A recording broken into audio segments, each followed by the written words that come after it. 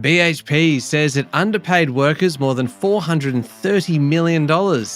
Victoria Cross recipient Ben Robert-Smith loses a landmark defamation case with the judge finding he committed serious war crimes, including murder, and why people are moving around the country more than ever. It's Friday, the 2nd of June, 2023. Welcome to Fear and Greed, Australia's most popular business podcast. I'm Michael Thompson, and good morning, Sean Aylmer. Good morning, Michael. Sean, after the show, you are speaking today with Tim Lawless, Head of Research at CoreLogic. Yes, with those figures coming out this week about what's happening in the housing market, and particularly the boom in house prices, Sydney primarily, but Melbourne as well. In fact, all capital cities rose. We talked to Tim about what's going on, why that's the case, and most importantly, whether it will continue. Now, Tim is certainly one of the preeminent judges of what's going on in the housing market, so it is well worth a listen if you're interested in housing. Yeah, absolutely. Well worth sticking around for. It's coming up a little bit later on, but the main story this morning, Sean, BHP says about 28,500 past and present employees have been underpaid $430 million after conceding that it had wrongly deducted annual leave from staff entitlements for more than a decade. Yes, the company reported itself to the Fair Work Ombudsman and said the issue related to the accounting treatment of public holidays, which had been miscalculated since 2010. 13 years, that's a long time. Media reports say that BHP's systems didn't update sufficiently to account for new legislation at the time. It's a bit of a flashpoint issue at the moment because BHP has created an in-house contracting team called Operations Services. Most Operations Services staff are based in the Queensland coalfields and they earn wages that are lower than those earned by workers at the same mines who are covered by a different enterprise agreement. That's the sort of arrangement that the Albanese government's same job, same pay legislation is looking to abolish. That legislation is still being negotiated, and when things like this happen, BHP yesterday, it gives the government more ammunition to push what it wants. Yesterday, Employment Minister Tony Burke jumped on the BHP news to push for the legislation. Sean, underpayment is becoming a really serious issue because we've talked about this on a number of occasions now. There's been a bunch of recent examples. Sure has. The banks have been caught up in this, for example. The retailers have been caught up in it. Mostly, they don't deliberately try and underpay. It's just that the legislation is so complex and the need for good systems so important that they just don't get it right. Now, that's not necessarily an excuse for BHP. It's got a lot of money behind it. It should be getting this right. Mass underpayment by major corporates has soared during the past 4 years, particularly. The Fair Work Ombudsman recovered a record $532 million in back pay in the last financial year. Now, more than half of that came from big companies. They were forced to back pay $279 million to about 267,000 employees. So as you say, Michael, it's a very serious issue and it's a growing issue. A question that you might not know the answer to, Sean, how do these things get discovered? Would it be like a combination of internal kind of audits, or is it people just kind of checking their pay slips and going, something doesn't feel right here? Yeah, mostly it's internal audits because this one, for example, has been going on for 13 years, so people get very used to it. There might be, in this instance, I gather, I can't say this 100%, there was a change in legislation around annual leave and how people were rewarded for that. They obviously didn't change their systems to take into account. No one noticed that at the time. And then at some point it's been audited and people realise what's been going on. Generally, the companies don't do it intentionally. In fact, almost never do it intentionally, though I'm not sure that's an excuse. No, and it also seems like there's not a huge amount of public criticism necessarily of companies that do this because it kind of feels like any one of us could be next. Kind of any company could be the next one to realise that actually there is a problem in the way that we've been paying people. Yeah, absolutely. I mean, the retailers for years have complained about the number of different awards across states. It is a real problem. Obviously, the union movement gets very upset when it's uncovered, and they have every right to do that because these companies are very large and they should actually be able to get this right.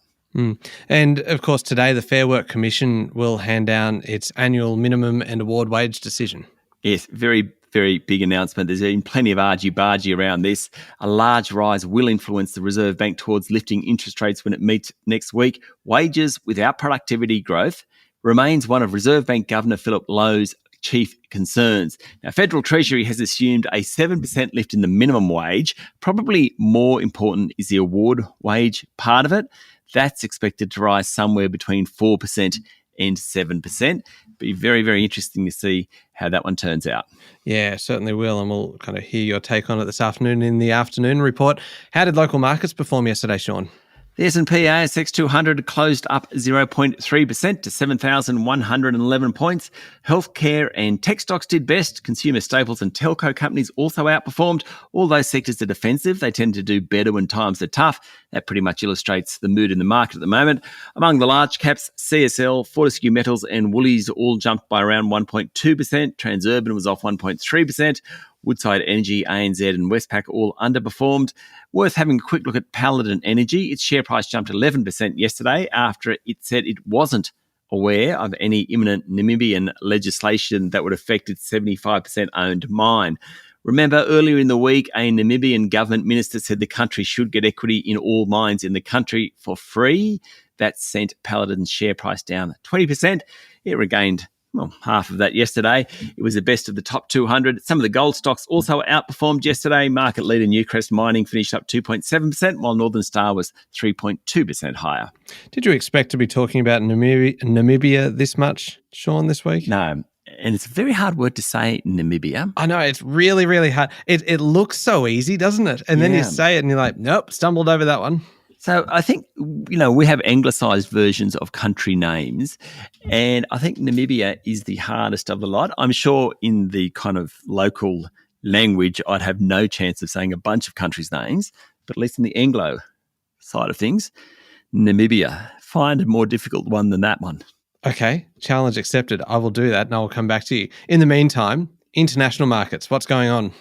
Big development yesterday. Fears of the US defaulting on 5 June were alleviated, not dismissed, alleviated yesterday morning Australian time after the House of Representatives in the US passed a bill to raise the debt ceiling. It's a major victory for Republican Speaker of the House, Kevin McCarthy, and it now goes to the Senate. Now, the House voted 314 to 117 in favour of the bill. But US politics is convoluted.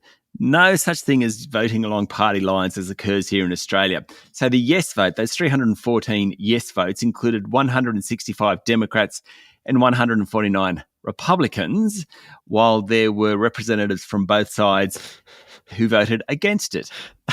So it's like a Southern Democrat may well be more right-wing than a Northern Republican. I think I got that right. Can you imagine being the one doing the numbers, kind of trying to figure out kind of who's going to vote? I mean, I've watched The West Wing, so I know kind of how this kind of thing works. Know how it works. And people kind of tallying, going, we've got the numbers to get this through.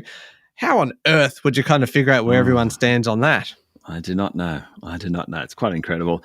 Anyway, it goes to the Senate first, and then it goes to the President, Joe Biden, for his signature, assuming it gets through the Senate.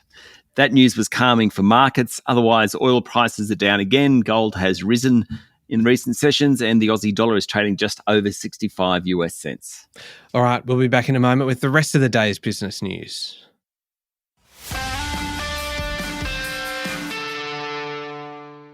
Sean, after 110 days in court, 41 witnesses and around $25 million in legal fees, Justice Anthony Besanko has found that The Age, the Sydney Morning Herald and the Canberra Times have proven some allegations of war crimes against Victoria Cross recipient Ben Roberts-Smith. It's probably the biggest defamation trial ever in Australia, and Justice Besanko found the news outlets had established the substantial truth of the key allegation in the case that Roberts-Smith was involved in the unlawful killing of unarmed Afghan prisoners. Justice Besanko ruled that Mr. Roberts-Smith had committed murders of civilians, including a farmer kicked off a cliff in the village of Darwan and a one-legged man dragged from a tunnel at the compound known as Whiskey 108. The finding pretty much ends Mr. Roberts-Smith's treasured reputation as an Australian war hero. Roberts-Smith claimed that the articles wrongly accused him of war crimes in Afghanistan and domestic violence at home. The newspaper stood by the articles, calling 26 witnesses, including former Special Air Services soldiers and 3 Afghan locals, to give evidence that the information it reported is true. I think it's a very sad story at the end of the day, Michael. Yeah, it certainly is an extraordinary one all around. Sean, business investment, which is a key component of economic growth, rose 2.4% during the March quarter, with spending on equipment and machinery soaring. Okay, time for an economics lesson, Michael. I reckon you really want one, don't you? Yes. Actually, I do. I enjoy your economics lessons. Right. If you think about the economy, you have consumption. See, whenever you say consumption, I think of tuberculosis. Right. See, that's a really bad start in terms of an economics lesson. Okay, all right. So if we just kind of rewind, and I need to separate consumption and TB in my head, and just I'm focused. That's a very old-fashioned term. I know, and I don't know why. My grandmother would have said that. Would have said you had consumption. TB has not been called consumption for so long, but for some reason, every time you say it, there's this word association in my head, and go, oh yeah, Sean's talking about TB. He's not. He's talking about the economy. Please go on. That's right. Okay. So you have consumption. Retail spending is a big part of that. It's trending lower. You also have government spending. That's mildly expansionary. And then you have investment. The thing about investment, it is much more volatile than the others. So as a result, when the economy surges or contracts, often it's because of business investment. That's why we watch it so closely. Figures from the Bureau of Statistics show that business investment is up 6.3% compared to a year ago, which is actually pretty good. The Bureau also asks businesses how much they're going to invest, and that's the one economists like to keep a close watch on. Yesterday's data suggests investment is moderating and certainly will in the second half of this year. Put all that together, what's it mean? The economy is definitely slowing, Michael. Sean, just one term that I need clarification on, having already kind of cleared up the confusion around consumption. When you say mildly expansionary, what does that exactly mean? Well, it's putting into the economy more than it's taking out. So Phil Lowe, the Reserve Bank governor, actually this week, when asked specifically whether last week's budget kind of was adding to growth or detracting from growth, and you can detract from growth by taking taxes from people. You know, if you have a really high tax take, that might be contractionary. If you're spending lots, so during COVID, it was certainly expansionary with JobKeeper and things like that. You know, he was asked what it was, and they said mildly expansionary. So mildly putting growth into the economy. Okay. God, I learned some stuff on this show. Do you retain it? I do. I welcome any pop quiz from you at any time. They are big words, and I don't know whether I'm going to be able to back it up. Now, last week, Commonwealth Bank boss Matt Comyn mandated that staff come into the office at least 50% of the time. Yesterday, it became clear how many people will be affected when Mr. Comyn said thousands of bank employees are currently coming into the office less than 1 day a week. No wonder he mandated it. Wow. No. So the bank has around 50,000 employees and management want them to spend more time in the office. Comyn's argument, as he explained on Sydney radio station 2GB yesterday, is that certain types of work are done more effectively in person. There's greater opportunities for mentoring, and people who are new to the bank are more successful when they spend more time in the office. The main reasons given by Commonwealth Bank staff for not coming into the office are parental duties and the cost of getting into the office, commuting costs. Anyway, Matt Comyn wants them back in there at least 50% of the time. Sean, Trade Minister Don Farrell says the government will reopen its complaint to the World Trade Organization over China's sanctions on barley if the restrictions are not fully revoked. Farrell said the Albanese government wants China to comply with the provisions in the free trade agreement that both countries have signed. He went on, if we find ourselves in a situation where, having shown an act of goodwill to suspend our WTO application and we don't get the result we want, we have made it clear to the Chinese government that we will resume that application. Farrell described discussions with his Chinese counterpart in Detroit last week as warm, and he's hopeful China will make a positive decision after its review into Australian barley imports. He also said that the Albanese government is about more trade, not less trade, and China is our biggest test to stability. The federal government has announced an 8-week public consultation period to consider AI regulation. That's its first step in overseeing the growing field since the release of ChatGPT in November last year. It feels like it's been around for a lot longer than that, just because so much has happened in that time. So much in an 8-week consultation period. I mean, it's quite the task, really, given most of us have absolutely no clue how AI is going to change the world. So it's essentially an 8-week kind of public consultation period that will spend most of its time kind of peering into crystal balls. Yeah. I mean, and that's probably being generous. So yesterday, Science Minister Ed Husic said Australians need modern laws for modern technology, and he wants experts and the community to come forward to contribute to what that actually means, which good intentions there, but I don't think any of us know what it means.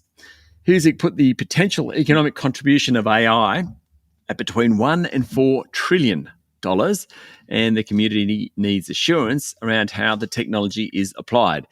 Look, I don't think we've got any chance of regulating it at the moment, but plaudits for actually starting the process. Yeah, it's a good thing to kind of get on board with now rather than kind of trying to stuff the AI genie back into the bottle, huh? Yes. It would work its way out. You just say, AI genie, work out how to get out of the bottle. And away you go. Gosh, we're going down some odd places today, Sean. People are moving between capital cities and regions at the highest rate in 5 years, driven by employment opportunities and industry growth. More people in the major cities of Sydney and Melbourne are heading for a life in regional areas, while the number of people moving from regional areas to the cities is also at its highest since 2018. The Regional Movers Index is a partnership between Commonwealth Bank and the Regional Australia Institute. It looks at trends in people moving around the country. While people are moving away from Sydney and Melbourne, Perth and Brisbane are the popular capital city destinations, at least.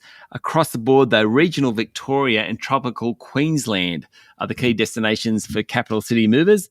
They account for about 43 and 29% share of net outflows. In contrast, the number of people moving to regional New South Wales actually fell. Okay, one last one before we get to international news. If you've ever been frustrated by surge pricing implemented by kind of Uber and others, there's a little bit of good news out of New South Wales, Sean. Yeah, so Uber prices during what they call black swan events and public transport outages will be artificially suppressed under an agreement struck by the New South Wales government. According to The Australian, after successive disruptions to Sydney's rail network saw Uber prices reach ridiculous heights under the company's surge model, the state government has reached an agreement to limit prices skyrocketing in the affected areas. In the instance of public transport network failures, price surging will be capped at 2 times prices. In black swan events, terrorist attacks, natural disasters, stuff like that, price surging would actually remain at normal rates. Okay, it's not much, but it is a start, Michael. It is a start. It's progress. It is progress. All right, international news time now, and the Earth is already past safe limits for humans as temperatures rise, water system disruption and destruction of natural habitats have reached outer boundaries. Yeah, not a good news story, this one. No, it doesn't actually sound very positive, does it? No. Look, a study by a group of the world's foremost scientists published in the journal Nature identified 8 Earth system boundaries, things like climate, biodiversity, water, ecosystems, land use, the effects of fertilizers and aerosols, and how they affect life, according to the Financial Times. Human activities had pushed 7 of these boundaries beyond their safe and just limit into risk zones that indicate a threat to planetary and human health. It isn't very good, Michael. It really isn't. Researchers have traditionally focused on the effects of climate change or biodiversity loss on the planet itself, but the study from the Earth Commission group of scientists is an attempt by experts to identify the limits after which humans will suffer significant harm, much more whole than just climate change and biodiversity. It includes things like a lack of access to clean water, low food security, and displacement or loss of work because of temperature rise or flooding. Anyway, the upshot is that 7 of the 8 parameters we seem to have passed. All right, one last one, Sean. A drinks company owned by Sean Combs, known as Diddy, of course, has sued Diageo for alleged racial discrimination, arguing the global conglomerate has not adequately invested in brands associated with the rapper. In court documents filed in New York State, and reported in the Financial Times. The musician's company, Combs Wines and Spirits, said Diageo has treated Mr. Combs and his brands worse than others because he is black. The De Leon tequila brand, co-owned by the two groups, and Diageo's Ciroc vodka brand, in which it collaborates with Combs, have been typecast and treated as black brands that should be targeted to urban consumers, according to the legal suit. Diageo characterised the group's differences as a business dispute, adding that we are saddened that Mr. Combs has chosen to recast this matter as anything other than that. It said it categorically denied the allegations, will vigorously defend itself, and had a steadfast commitment to diversity. I think this will be a very interesting case to watch. Yeah, certainly will be. All right, up next is the Fear and Greed Daily interview. Today, Sean, you're speaking with Tim Lawless, Head of Research at CoreLogic, one of our favourite people when it comes to talking about real estate.